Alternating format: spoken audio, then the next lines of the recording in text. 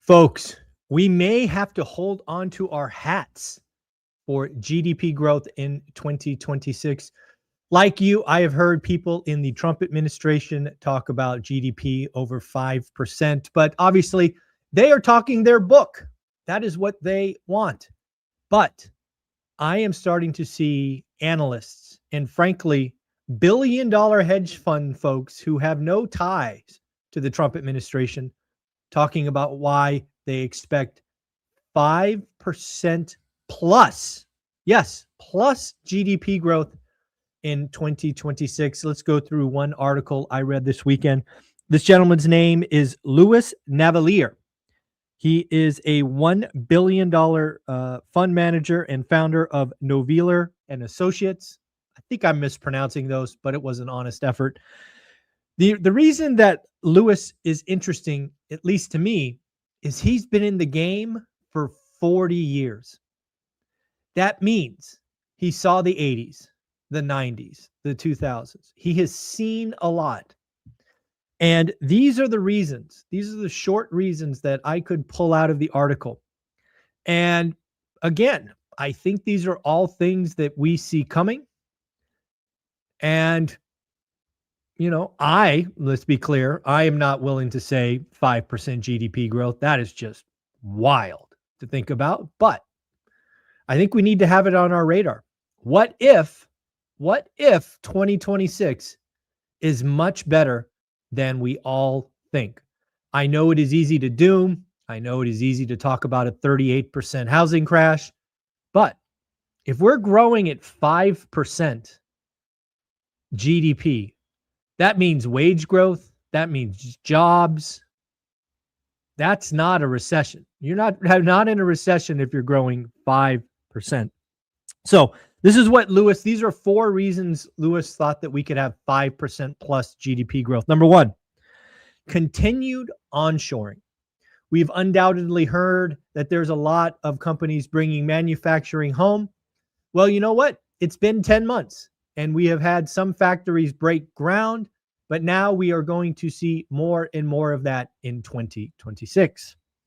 Number 2, shrinking trade deficit. Why is that important? Well, not a lot of people know, but a large, imports subtract from GDP. So if our trade deficit goes down, it is mathematically certain that GDP will go up because you have less of the subtraction. So a trade deficit that is shrinking will help GDP growth. Number 3, Fed cutting rates. Now, Louis talks about it being pretty tough to get a rate cut in the first half, but we all know that in May, the game changes. There will be a new Fed president that will be highly influenced for rate cuts. And then finally, the big, beautiful bill. Tax cuts are coming. We are going to see the largest tax refunds for households in ever, potentially $2,000 or $3,000.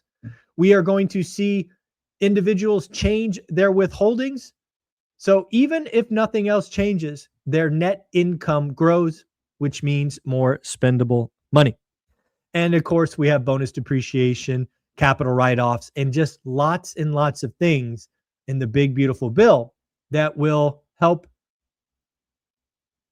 accelerate activity in 2026. So again, folks, I'm not willing to call 5%, but we are starting to see some rather big shots say that that is possible. Let me know in the comments below. What do you think? Do you think 5% GDP growth is possible? You know what? Let's change it. Let's say 4%. Are you going to take the over or the under? Leave a comment below. Let's get the comment section going crazy. Over or under 2026 GDP, 4%. Let me know your thoughts below. Kind of the exact reverse of that is Fed President Hammack. Fed President Hammack, as you may not remember, was one of the dissents. She did not want to cut rates. And frankly, what she said was, what did she say? There was no need to change. Again, she dissented. Interest rates will not change for months. She is worried about inflation. Then she goes on to say that the 2.7% inflation reading was understated. So you've obviously heard a lot of people talk about the 2.7% CPI being underreported. They're talking about dirty data and rent and all of these things. We have a actual Fed president, one of the 12 voting members, saying the government data sucks. She thinks it's understated due to data distortions. But basically what she is saying is, I will not want to be cutting unless millions of people lose their jobs. That's what Beth is saying. Beth is saying, I will not cut. I will not recommend an interest rate cut unless millions of people lose their jobs. I do want to highlight some great stuff going on in my school community. I do not know why you have not joined yet. For all of you that are watching, thank you for being there. Want to welcome Ariel, TJ, Nolan, and Alan. Also give you a highlight of just some of the stuff that I saw in the last 24 hours in the forums.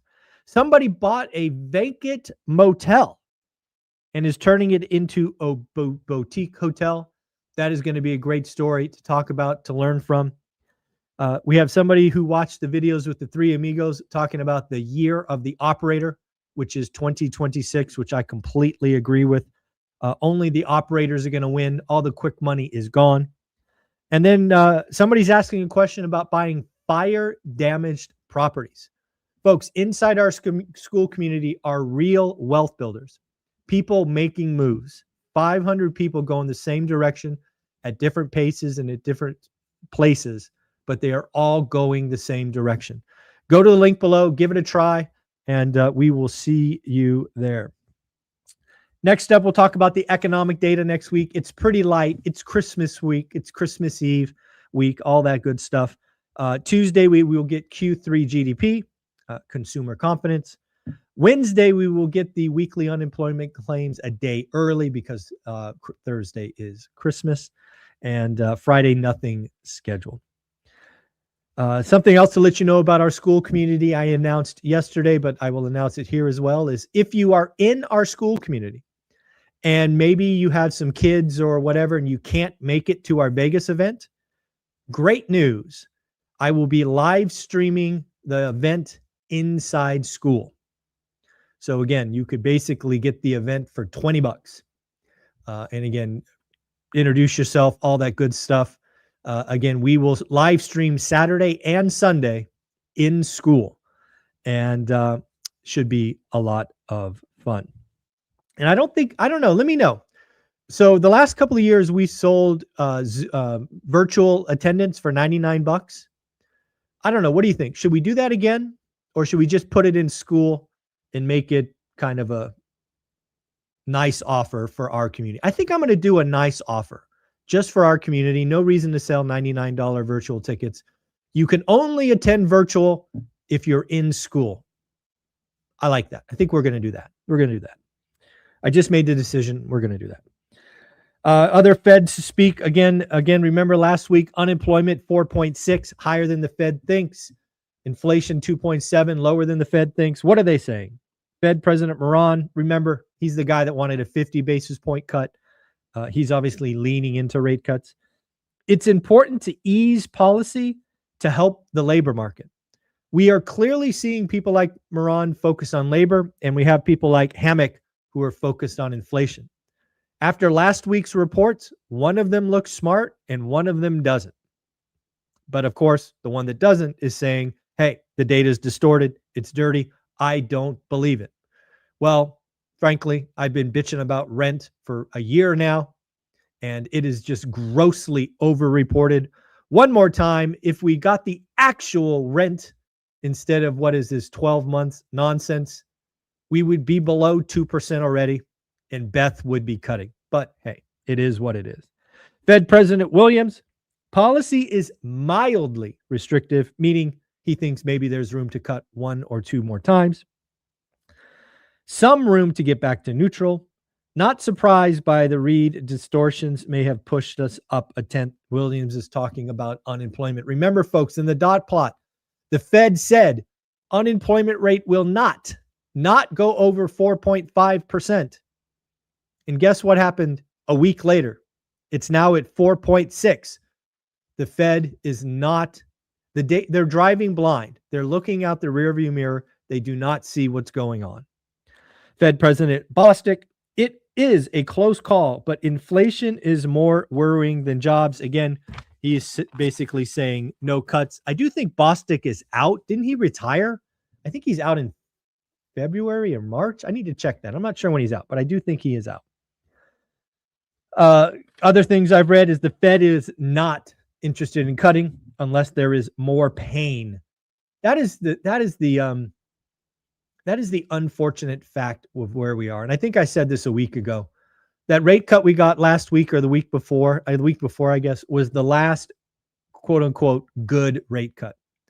That rate cut was an insurance policy. It was trying to save something. Now, if we get rate cuts, it's because millions of Americans lost their jobs. That's what the Fed is telling us, is we're not going to cut unless shit breaks. And that unfortunately means millions of jobs and the job market gets worse. That is just CEO of Lennar, Stuart Miller, is saying some crazy things.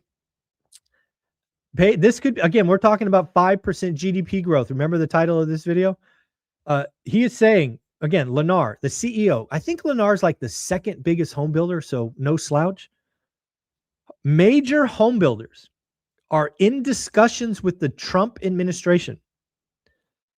And I would be surprised if nothing meaningful action emerged in 2026.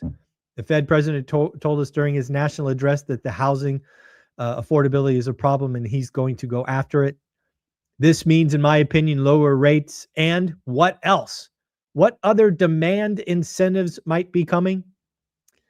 If we get 5% GDP growth, there is no chance we have a 38% housing crash. Zero. Frankly, if we have 4% GDP growth, there is no chance we have a 38% housing crash. We got an article talking about a housing reset in 2026, which obviously got my attention. Daryl Fairweather, chief economist of Redfin. What is she saying? She's saying 2026 will be the year of gradual affordability improvement. First, I want to say, who else has been telling you that? This guy. Daryl expects that sales will increase about 3%. I am taking the over. I think people are going to be shocked. I think existing home sales will be up 6 or 7%. She is saying that affordability will improve because incomes will continue to rise faster than home prices. Folks, if you're not paying attention, that has been true for 29 or 30 months. Incomes are rising more than home prices, which means every month, housing gets a little bit more affordable. Add on top of that, lowering rates, you really do get a dramatic move. And then finally, I think Daryl is watching this channel. She says that home prices will be up 1%. Who else said that? This guy. Rick Palacios, somebody at John Burns Consulting, he's actually more talking about new construction. He's telling us that new home construction is going to fall 3% as home builders have a hard time unloading what they have already built. This, again, is something that I do think is coming and will be interesting. Moody's, Mark Zandi, he's always out there looking at the recession indicator. Moody's says that there is a 40% chance of a recession in 2026. I don't know how you can have a recession if GDP is going to grow 4%, but hey, some people just have to look at doom and keep dooming and talking about 38% housing crashes and crazy stuff like that because they have PTSD and they got to pay their rent because it clicks. But hey, don't hate the player, hate the game. We do live in a world where negative content grows. We do live in a world where creators creating poison are rewarded, but that's not what we do here. We report the facts. We tell you what's going on, good or bad.